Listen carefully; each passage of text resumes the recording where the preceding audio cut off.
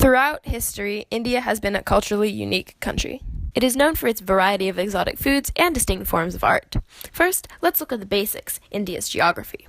If you take a look at this map, you can see the varying terrain. There are mountains to the north, part of the Himalayas, plains on the outer edges, called the Indo-Gangetic Plains, and there is the Deccan Plateau, which occupies the south and center of India. There are also numerous rivers, such as the Ganges, flowing through the country. Due to the varying geography, there is also a wide variety of climates. These range from hot and dry deserts to freezing temperatures at high altitudes. India also has rainforests and monsoon-prone areas, which can get up to 100 to 200 inches of rain per year. Not only are the climates diverse, the culture is too. India is home to a rich variety of languages, including Bengal, Tamil, and Hindi. In fact, there are 447 commonly spoken throughout the country, and 461 including the rarer and more ancient ones. The most commonly spoken language, though, is Hindi, with 41.03% of the population speaking it, though there is obviously no one national language. When it comes to religion, however, there is a clear winner. An overwhelming 80% of the population are followers of the Hindu religion. However, there is still a huge multitude of other religions, especially considering that India was the birthplace of Hinduism, Jainism, Sikhism, and Buddhism. Islam is also common, and Christianity to a lesser degree. India is in fact the only officially secular state in that particular area of Asia, but the separation of religion and state is only nominal. The Hindu caste system is still in place in the country, with the lowest level, the untouchables, sometimes shunned from public events. From there, the system continues up to the Sudra, commoners, Vaishya, merchants or landowners, Kshatriya, people of high standing, and Brahmin or priests. As well as this, some religious holidays are actually considered to be public holidays. Ceremonies like Holika Dahan, lighting fires to signify Vishnu defeating the devil, are celebrated before Rangwali Holi.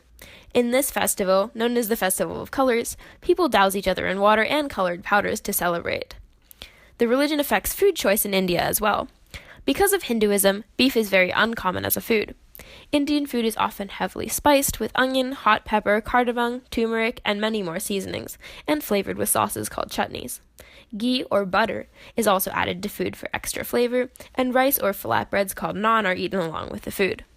The traditional method of cooking is a vertical clay oven called a tandoor, where food is roasted over the top or stuck to the sides and baked. Like traditional food, traditional clothing is also relatively common in India. Women's dress consists of pants called salwar kameez or a skirt called a lehenga, as well as a sari wrap and a veil called a dupatta. Western clothing is also common, especially in urban working environments. Traditional men's clothing includes a tunic called a kurta and a wrapped cloth called a dhoti or lungi. The name and style depends on the region. Religion also plays on to clothing, with headgear like the topi for Muslims or a turban called a pagadi for Sikh men. Like women, men may also have to dress in business clothing if the occasion calls for it. India's economy is progressing rapidly. As you can see in this graph, its gross domestic product has been increasing greatly in only the past 6 years, and is projected to continue increasing in the future. India is one of the 5 emerging nations called the BRICS, or Brazil, Russia, India, China, and South Africa. As of Monday, May 28, 2018, the population of India is 1,352,592,411. This population is equivalent to 17.74% of the entire world. The population density in India is 455 people per square kilometer. India also has a variety of natural resources. They gather iron ore, mica, bauxite, chromite, natural gas, and diamonds. They also produce the 7th largest amount of manganese ore in the world, 5th largest amount of bauxite, 4th largest amount of coal, and the largest producer of limestone and thorium. They also have fertile land that is well watered. This, plus the diverse climates in India, allow for a variety of plants and spices. They are able to grow plants and make spices unique to India, such as cardamom, clove, black pepper, cumin, coriander, nutmeg, mace, and mustard seeds. However, there are also forests disappearing at an alarming rate. One of India's major industries also relates to food. They produce wheat, rice, sugar, milk, spices, fruits, and vegetables as a source of income. They also have steel, textiles, and cement industries. Due to India's unique culture, tourism is also a major industry in the country. In 2016, over 1 million tourists visited India. Though India is a rapidly developing country, it has many issues associated with developing nations. To start, more than 70% of India's vast population of 1.2 billion people and 1 in 3 rural families are landless and have to rely on manual labor for livelihood. Even though the living conditions are bad, the art of India is still very rich and unique. People of India partake in classical, epic dance, and religious dancing. They play traditional music, which consists of 2 types. There is Hindustani, which is played mainly in the north, and Carnatic in the south. They play music on instruments such as the sitar, the sarod, the tabla, sarangi, and many more. Pop and movie music is also popular in India. Their most popular movies are known as Bollywood movies. They also have ancient paintings, sculptures, and pottery, which connect to religion. These art forms show depictions of different gods and goddesses. In other spare time, they do other leisure activities, one of which is sports. India is known for enjoying sports. They enjoy sports such as cricket, which is their main sport, as well as soccer, hockey, tennis, wrestling, badminton, chess, yoga, which they created, and more. India also has beautiful scenery due to the nature around. They have beaches, natural reserves, national parks, waterfalls, mountains, and islands. Despite India having beautiful nature, there are many harmful human environment interactions that are destroying it, one of which is deforestation. Over the past 30 years, 14,000 square kilometers of forest has cleared, and dense forest areas in northern, central, and southern Western Ghats has decreased by 2.84%, 4.38%, and 5.77%. Respectively, over the last decade, between 1880 and 2013, India lost about 40% of its forest cover. Another large environmental problem is the copious amounts of air pollution. In 2017, when the pollution was at its worst, doctors declared the air a public health emergency. Toxins in the air can cause lung disease, heart problems, and even cancer. The water in India is also highly polluted, coming from untreated sewage. Additionally, garbage is a rising issue. Delhi, for example, has produced 2,075% more tons of garbage per day between 2000 and 2015. India has had a bad relationship with Pakistan and in the past has had 4 wars with them altogether, of which there's the first Kashmir War of 1947, the India-Pakistan War of 1962, the India-Pakistan War of 1971, and the Kargil War. The first Kashmir War started due to Pakistan's fear that the ruler of Kashmir would side with India. India won this war and gained about 2/3 of the state. The War of 1962 started due to an attack by Pakistan in order to revolt against Indian rule. This war ended when they had agreed upon a ceasefire. The cause of the War of 1971 did not involve the issue of Kashmir, but rather it was about the political battle between East and West Pakistan, which eventually accumulated into Bangladesh's declaration of independence from Pakistan entirely. After a primitive attack by Pakistan on Bangladesh, India intervened. Eventually, Pakistan surrendered and the war had become known as the war with the most casualties in all of the India-Pakistan wars. The last war between India and Pakistan was over Kashmir. It started when troops from Pakistan infiltrated a territory in Kashmir. By the end of the war, Pakistan had many casualties and thus lost the war. Between the wars with India and Pakistan, India had a war called the Sino-Indian War in 1962, which was between China and India. This war had begun since there was conflict about the border. The war soon ended in a month when China declared a ceasefire. The British were a dominating force in India until the mid-1900s. The British Raj impacted every aspect of India, from the economy to the culture. Even today, Indian culture is more westernized due to British influence through the 1800s and 1900s.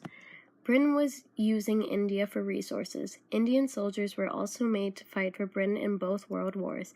After India gained independence, it deindustrialized substantially. However, India reindustrialized into the nation we see today, and has kept the Western influence. In addition to imperialism and external conflicts, India has had a history of internal conflicts. The Indian Rebellion of 1857 was an unsuccessful uprising against the rule of the British East India Company, a trading company that dominated half of the world's trade and created an empire in India. After the failed uprising, there was a rapid increase in infrastructure and a crash in food resources and the economy. After the struggle for independence, India adopted their own government. Currently, the government is a sovereign, socialist, secular, democratic republic.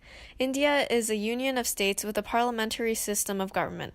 The parliament consists of the president, Ram Nath Kovind, and the two houses, the Council of States and the House of the People. The real executive power is the Prime Minister, Narendra Modi, but the president can summon and discontinue parliament as well as dissolve the House of the People. The parliament was first elected in April of 1952, and the House of the People has been re-elected about 15 times. India was first ruled by the Mughal Empire. It was taken over and colonized by Great Britain, marking the beginning of the British Raj. India gained independence from Britain in 1947 through the peaceful protests of Mahatma Gandhi. It is currently a republic led by President Ram Nath Kovind and Prime Minister Narendra Modi. The economy used to be more of a socialist economy in that the government distributed resources. However, in the 1990s, India leaned more towards capitalism and became more of a market economy. Trade in India extends to foreign countries such as Russia, which has been aiding India since the Soviet Union. It has been a key pillar of India's foreign policy and currently supplies military equipment to India. Israel is also a military supplier of India. The United States and India also currently have a good relationships, though they did not in the past. President Obama has called India one of the defining partnerships of the 21st century. The U.S.-India relationship is rooted in common values such as the rule of law, respect for diversity, and democratic government. India's foreign relations are helped by their involvement in international organizations. India is a founding member of the United Nations, a group focused on international affairs. India is also in the South Asian Association for Regional Cooperation, a group of the nations in South Asia that promotes the development of economic and religious integration. India is also in the World Trade Organization, which deals with the rules of trade between nations. The World Trade Organization's influence has had a positive impact as trade in India has increased in the last 2 decades. For example, trade in the external sector, the portion of trade that deals with other nations, is expected to grow at 4% in 2018 as compared to 2.4% in 2016. Just as trade has improved over time, so has the education system. At first, the education system was inherited from its time under British rule, and education was only available to a select minority. Because the literacy rate was so low, education had to become available to more people. A new education system was put into place similar to our own. The first 10 years of general education are now widely available and provides a well-rounded basic education. After these first 10 years, the system becomes more selective, but can provide opportunities in academic and vocational streams with a new focus in sciences and technology. Despite these improvements, there are still many problems in India, just like in any other country. One major issue is deforestation. Forests are destroyed for developmental work, residential needs, industries, and mining for minerals. It affects the climate of India, causing an imbalance in global climates and increase in global warming. This can cause floods and soil erosion, as well as changes in weather patterns, like excessive rainfall and droughts. One possible solution that has been implemented before is artificial forests. These are man-planted forests that aim to replace the forests that have been destroyed. This can also provide another source for wood harvesters to find resources. However, oftentimes natural life is not allowed to integrate into these forests. For example, one palm tree plantation would shoot any orangutans attempting to live in the plantation. Artificial forests also mainly consist of foreign trees, which lowers the local biodiversity of forests. These foreign trees often have low biological value and are not good for much more than storing carbon. Another possible solution is government control of forest harvesting. The government should prevent cutting down trees for industry, agriculture, and expansion of developing cities. However, this would cause a lack of wood resources. A new source for fuel would be required to replace the wood that is lost. Other uses of wood would also suffer, as there would be much less wood resources to use. Despite these limitations, governmental control would quickly diminish the incentive for deforestation, which could help solve this problem. Though India has its problems, it has many positive qualities as well, including its unique cultural life and its rich history. With some government effort, India can fix these issues like deforestation and become an even more successful nation.